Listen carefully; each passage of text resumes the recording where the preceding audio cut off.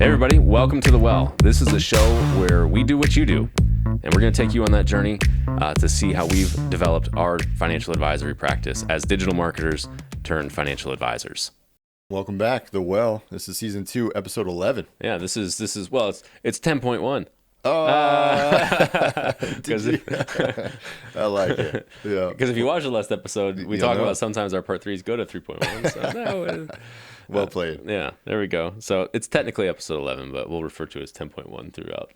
I like that. That was good. There we go. We're gonna try to keep this one like 20-25 minutes because we have a part 3. We have a part 3 in 45 minutes. So yeah, we gotta hustle. But so last episode we ended with give us a recap. We talked a little bit about how we start our part 3s. We talked about kind of setting the stage with our philosophy, and then we talked through really the stress testing that we're doing on people's portfolios to help them understand the efficacy of their current portfolio versus the portfolio that we're going to propose to them. And that's where we ended it. We ended it with going into the action plan. We've already shown them what our portfolio can produce in terms of income for them and how much higher their probability of success is with our portfolio. But now we're going to get into the nuts and bolts of what does that mean? What's the action? What recommendations are we making here today? Yep. How do I transition into the action plan? I say, do you have any questions over what we just talked about? Yeah. And they say, nope, I'm good. Okay. Well, then the next up thing is the action plan. And what this is a 30,000 foot view, of your accounts with what you gave me. Mm-hmm. And if there's a recommendation, which there is one today, you'll see where it's coming from and what we're suggesting. Yep. That's usually how I do it. Yeah. I'm exactly the same way. I've gone through kind of the philosophy and all that. And it's like, no, if that is all agreeable to you, let's go into what that actually looks like in real world. Like, what does that look like? Yeah. And then usually we do have a templated version of this that we use. It's actually one of the softwares that we use. Mm-hmm. In this case, because we're kind of going off of the one we're about to have, I used his own chart or whatever he sent me. Yep. Because I knew he would recognize it. He basically, it's a synopsis of his accounts. And so I pasted that into this portion. And then what am I suggesting he do with each thing? Yeah. So just kind of line, cash, what are you going to do with that? This IRA, what are you doing with that? This annuity, what are you doing with that? Mm-hmm. Roth. Trying to think how much I could really say here without giving it away. I mean, it's not rocket science. It's what are their accounts? Mm-hmm. Show them what you're going to do with it, high level, because then the whole idea is once they see it, they're digesting that, and you're teaching it to them, you're educating them on it. You're supporting it. Mm-hmm. With evidence throughout the rest of the presentation, and then it's an easy yes because they have it all together now. Right. And this is where some guys, I think, make a mistake. I think they get really deep into the weeds on what they're going to do. I'm going to put you in this portfolio, or I'm going to set up this stock sleeve for you, or I'm going to sell you this annuity, or I'm going to do this, or I'm going to do that. And they start showing illustrations, and they start showing projections, and they start showing this and that and the other thing. And just like with the seminar has one goal. Mm-hmm. Set the appointment, right? You want to sell the appointment. Part 2 has one goal, and that's to get to know them really well so that you can set the appointment for part 3. Part 3 has one goal, and that's to really convince them to work with you, to sell your overall plan, not to sell the individual product, but to sell the overall plan. Oftentimes, it does result in selling the product as well. Sure. But if you start showing illustrations here and going into internal rates of return and return on investment and all this other stuff, they're not buying that product from you or that solution from you because of the numbers. Right. They're buying it because they like you, they trust you, and they believe what you're saying. And if you're leading with integrity, they have no reason to doubt that. So yeah, we do keep it super high level here. It has to. Yeah. We're not getting into allocations. We're just talking about what we're going to do. I'll give you an example. Hannah and I went into a furniture store yesterday. We're shopping for a couch for downstairs. Mm-hmm. So we're in there, we're in the store, and this guy comes over, really friendly guy. I liked him off the bat. He had a joke. I think he said, I don't remember what it was, but it worked. And so he starts showing us around and everything. And then as I'm getting to know him, obviously he wants to sell me a couch, and I want to buy one, so I'm okay with that. But then he starts educating us on how the pricing works on couches, because it was a big sectional, and then you have those little flyers there, and you can mix and match parts and different things. But then he starts telling us that how it works is if you're looking at the couch, this is your right hand side. It's not stage left. It's couch right is you're looking at the couch and it's the right. So but he went into this thing 3-4 minutes where I'm like, dude, you're literally you're kind of losing the sale, because I don't care what you call it. Like, Right. what color is it? Right. Is it comfortable? Is it comfortable? Is it big enough to like match what I need? Does it fit my need? Right. I don't really care about how it's made or the shipping or like. So that's just a good example. Don't overdo it here, because it does the reverse. It almost made me feel like he wasn't comfortable in the sales process, and he was feeling that uncomfortability with a bunch of nonsense that didn't help anybody. Yeah.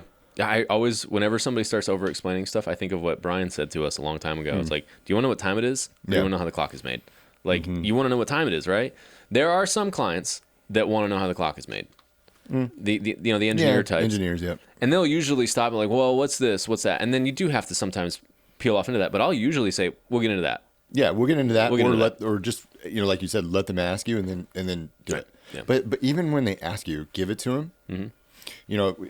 What is it? Some article I read, it's like, we learn best at a 5th grade level. So if you explain things at a 5th grade level to people and then move on, you can't give too much detail to a 5th grader, you're going to lose them. Right. So keep that in mind when you're explaining things, and I think you'll already be way better off. Yeah. I think if you over explain it, you end up shooting yourself in the foot. And then they have to, when the objection at the end is, well, I got to think about it. What are they thinking about? They're thinking about all those weird numbers and charts and graphs that you threw at them. They're confused by the illustration that was 37 pages long that has way more information in it than they need. And you know how you know if they're confused? You go into a part 3.1 and they're like, okay, so tell me again, like, how does like this like work? Yeah. Like, well, okay, if they're confused on how it works, you over-explained yourself in the first time, and they didn't have a clear picture of it, and that's why you didn't get the sale. Yeah, and I was super guilty of that early on. I would go into the details of, if it was a specific fixed index annuity or something like that, I'd be like, well, this is how the annuity companies structure these things, and this is how they, they go out and they buy options, and they do this and they do that, and this is how you're participating in that, and blah, blah, blah, blah, blah. And that's why. But now, when I'm explaining, I'm like, here's how it works. Yeah. If the market goes up, you get to capture some of that. The market goes down, you don't take any of that. That's how it works. Does that sound good? That sound good, right? And you tell them the truth and you keep it really simple. And occasionally they'll ask you more detailed questions on that, and you have to know that stuff, but you don't have to sell it. I mean, it's an experience thing. Yeah, it's just a time and service thing, and you kind of learn like, okay, that I didn't need to say all of those words, right. Just to say what you just said. Up, yes, down, no. Yeah, you don't want. And we say it in the seminar too. We say, we're not asking you to give up on gains. We're asking you to give up on losses as often as you can. And that's what this is. Yeah. That's what this particular solution. It's not exclusively what we do, but this particular solution that you're asking about. Remember when we talked about giving up on losses? That's what this one does. That's what this is. Yeah. So I think that's translated really, really well into the sales process for sure. So on the action plan, it will say the recommendation, and that looks different for every person. But let's just pretend that you're going to put this account into an FIA, and you're going to put these 2 accounts into a managed account. So I'll put that on there, maybe some loose details. But again, I'm not going into necessarily even like fees. I'm not going into what the annuity is. I'm not talking about riders. I'm not talking about any of that stuff. I'm just saying, and I tell, like, this is high level. We're not going to really educate on this. I just want you to see it, so that as we go through it on the next few slides, you'll understand what I'm talking about. Right. Same thing. Yeah. Same exact thing. I don't go into anything specific on any of the products, any of the portfolios, none of that. I just say this is loosely speaking what we're going to do, and we'll talk about what that means in just a little bit. Yeah.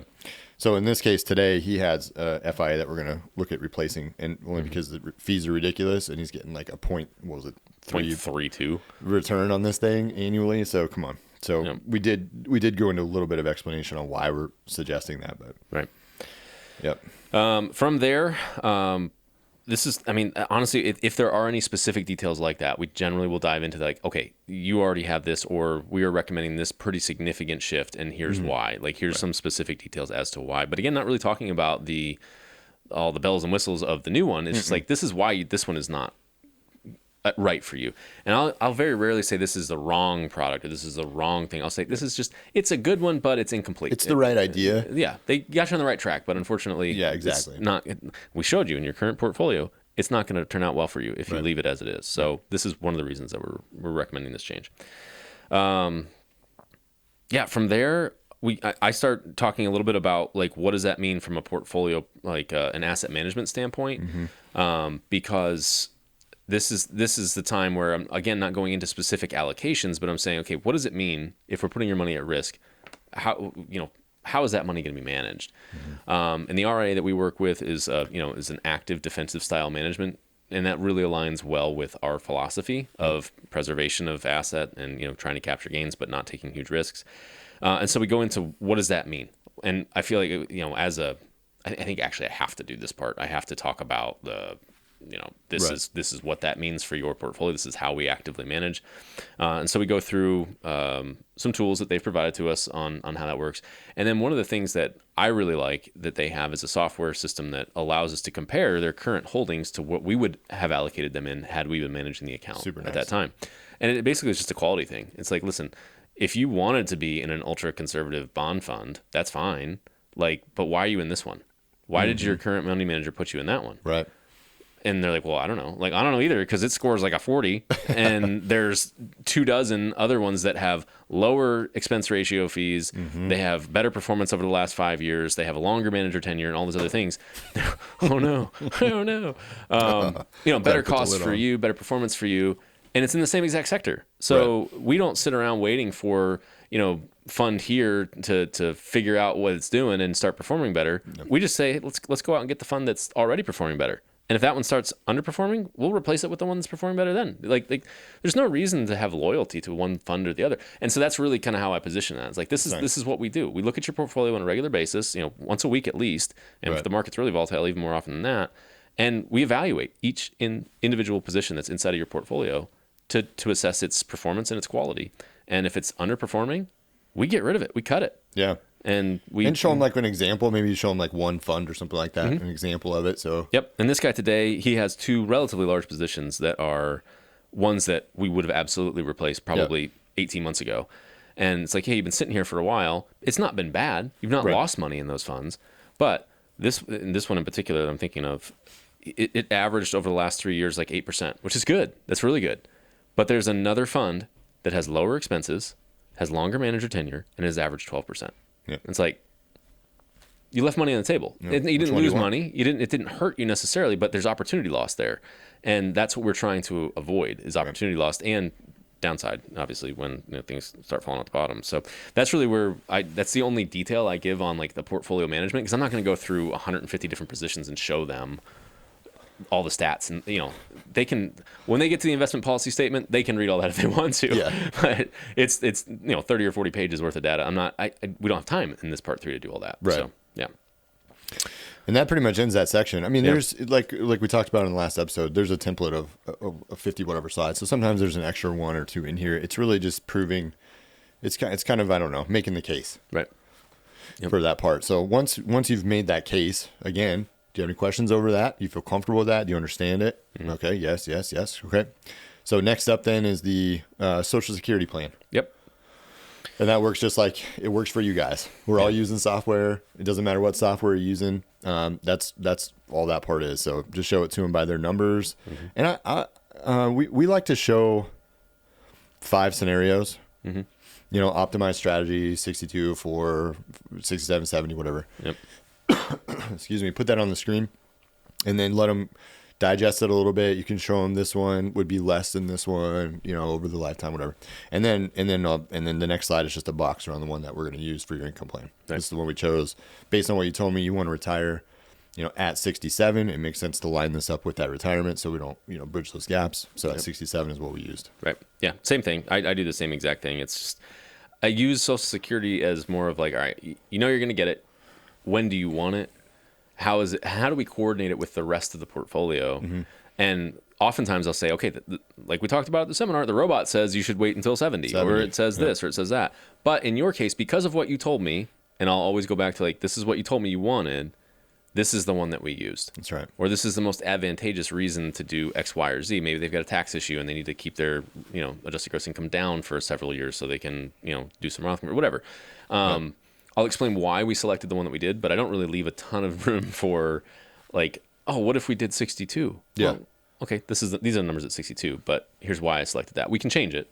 We can. Yep. But I usually just say, this is what the software said, but based on what you told me, this is what I'm going to recommend. And sometimes it's in line with what the software said, and sometimes it's not.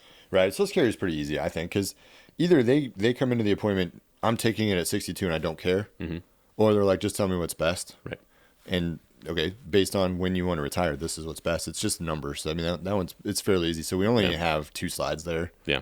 So it's pretty quick, but you just want to show them what you're going to put, because for us, and I'm assuming most of you, the final kind of show is the income plan. It's putting all the pieces together into this thing. Yeah. And I love income planning software. I think there's dozens of them out there that are really good. We use one that's solid.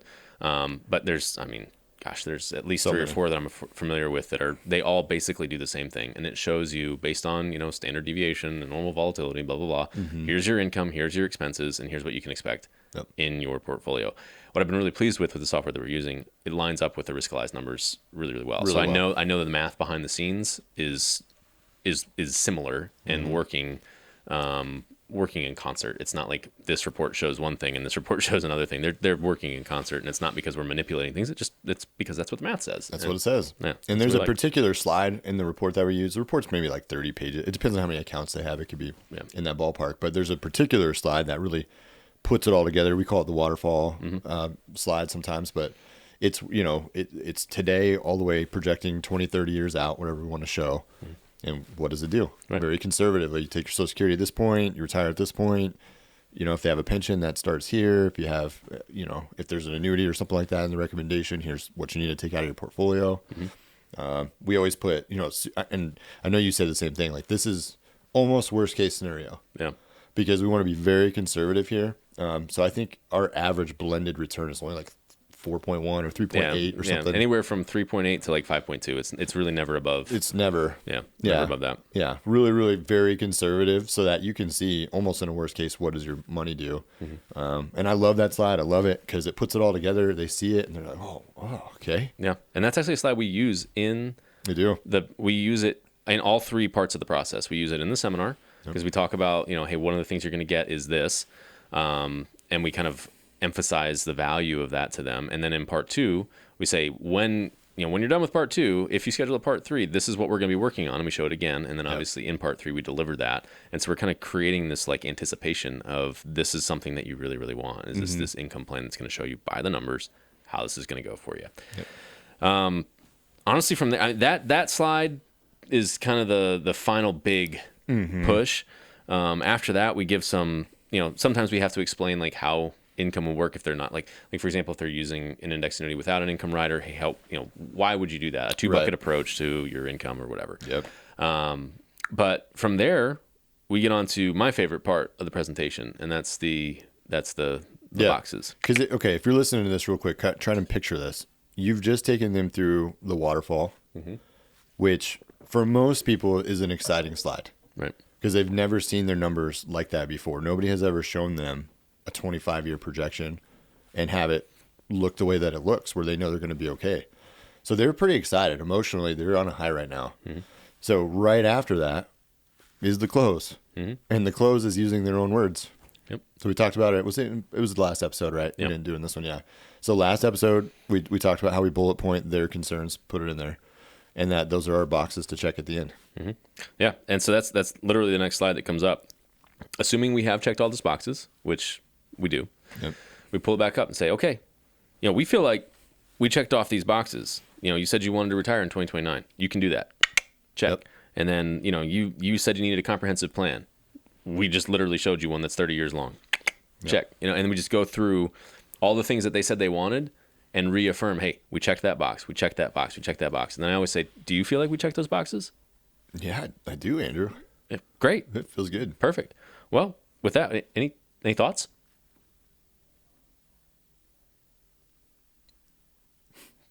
Then that's it. That's it. That's the close. That's the close. That's the magic. That is the magic. Any thoughts? And bite your tongue.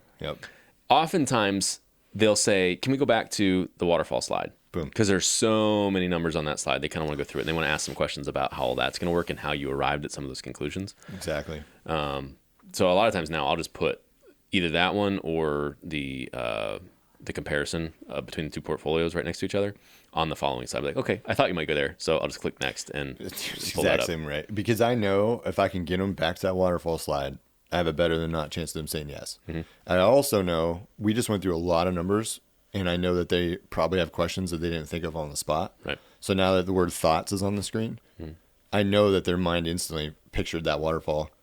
So what I'll do is if they go, yeah, this makes sense. What's next steps? Okay, let's move into next steps. But if they start at all, I get a hint of either they're question marks or there's no clarity or if I get a hint of anything stall, I always say, you know what, we talked about a lot. Let's go back to this slide because I know this slide's a lot of fun, and I'll put it back up there same way. Yep. Say, what do you think of this? Do you have any questions on this thing? Yeah. And then it's just then they tell you their actual concerns. You work through them.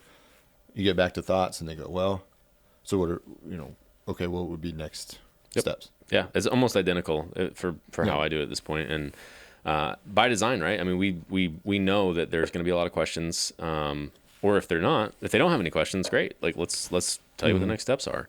So it's that oftentimes will, for me here recently, that part of the appointment becomes the longest part of the appointment because we've gone through all the, and then we'll just start talking about all the different things they want to do and start talking about their kids and their grandkids or whatever, and again, because you're really just trying to build rapport with these people, right? Because the numbers are the numbers. We've said that a million times. The numbers are the numbers. They're not lying to you.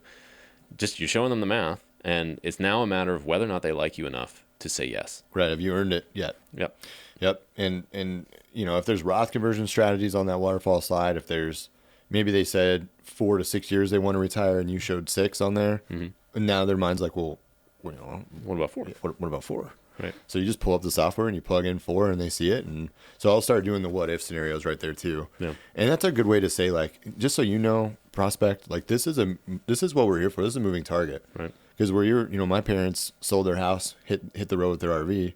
4 years later, they want to buy a house again, essentially re-retire. Now they're looking at maybe selling it again, hitting the road again. Right. At least I'm trying to convince them to move on a boat. There you go. I've been watching these YouTube videos living on a boat. I'm like, Hannah, come on. That would be fun. It'd be so much fun. Yeah. But you're gonna have those events and things are gonna change, and you're gonna need somebody like us to come alongside and update everything so you know what it looks like again. So that's what we're doing that right now. It's like a mini version of what's to come. Yeah. I do the same, very, very similar thing. I think I say it. I'm trying to remember when I say it. Probably the first time I go through the waterfall, I'll kind of pause and be like, now just remember, this is a living, breathing thing. Yeah. Like you said, the snapshot thing, I think in the last episode, I double click on that then. Like what I'm showing you is today's numbers. These numbers are probably going to change tomorrow or the next day or a month from now or a year from now. But that's why you need a relationship, not a sales ship. You need somebody that's going to be here to re-up these numbers with you at least once a year, if not once every 6 months, to make sure that the plan that we established for you today holds and doesn't need to be tweaked or updated, or if it does need to be tweaked and updated, that we can do that for you. So, and then that's really the close. That's it. Yeah. At some point, make your way to the what's next slide, and we us by now. You've listened to us. Like we're very set the expectation. So, what's next? Well, today we're gonna do this, and then we're gonna do this. That's right. Yeah, exactly right. That's. We tell them exactly what to expect. Yeah. And sometimes they'll push back and be like, well, I need to think about it. And, we handle those objections the way we handle those objections. But a lot of times I'd say if we're going to get them as a client, about half the time it's then that they're like, okay, I agree. Yeah, let's go ahead and open the accounts, or let's go ahead and start working on the paperwork or what have you. And that's evolving a lot now too with the AUM side of things. It's we're changing a lot constantly. A lot more tedious process than it used to be. But like I said, I think about 50% of the time when they're going to close, it closes right then. It's right there, and that's again 2 appointments for the most part. Met with them the first time, second time we're closing. Yep. So now it doesn't always happen because there is the other portion that didn't say yes. Right. And that's what the next episode is going to be about. Yeah, we're going to talk about 3.1, 3.2, 3.3, 3.4. What happens if they don't say yes at the end of your part 3? What do you do? Because it happens. At least based on what I just said, about half the time. Yep. Well, it's more than half the time because we don't close them all. But half the ones that turn into clients do kick it down the road a few weeks. So they do. So what do you do? How do you follow up with them? That's what we'll do next. But for right now, I just had to tell you these pants were a mistake. I'm dying. Super uncomfortable. Oh my gosh, I can't get any tighter. My legs are asleep. Oh man, not good. Well, what do you got on feet today? And we'll wrap with that. I got to pull my leg back up. These are the 4s. Yeah. I don't know if they're called the military blues. I think they are. Yeah. Are they now? I'm pretty sure that's what they're called. All right. So there's a couple iterations. I think this is the 3rd time that this has come out, this colorway. But obviously being in the Air Force, this is like a shoe I had to get. 4s are my favorite. Military blues, like boom. So that's what these are. They made a lot of pairs, but I'm excited. The new 4s this year are kind of having that SB style to them. Yeah. Have you seen the new skater 4? Mm-mm. You should look it up. It's I'm not sure. I'm not sure how I feel. It's a very different shoe, but it has some of the same cues that makes it look like a 4, but it's very, very different. I'll check it out. We'll have to see that. But anyways, they're getting serious about 4 releases this year. Those green ones coming out. Yeah. Next week I'll have to get that too. But I don't know if I'm going to get another pair of 4s. Every time they drop, I'm like, I'll get them. And then I get them and I put them on my feet. You don't and enjoy I'm like, wearing them, yeah. Oh, I hate these shoes. Yeah. But I have those. I have yet to take them out of the box. Like they're literally in the box in my closet. I got them 3 weeks ago when they dropped, or 4 weeks ago. I haven't even taken them out of the box yet, but yeah, I'll probably find an occasion to wear them. But these ones, in the last episode, I wore my Grey Wolf ones. Mm-hmm. These ones I just got yesterday. Actually, they just arrived, and they are the same exact shoe. It's the SB Dunk, and this is the navy. I can't remember what they call this one, but it's just like a navy blue. I wear it's those. The Broncos. Is it? Oh, yeah, you're right. Is that ruined for you? That sucks. Oh, man. I wear the gray ones all the time.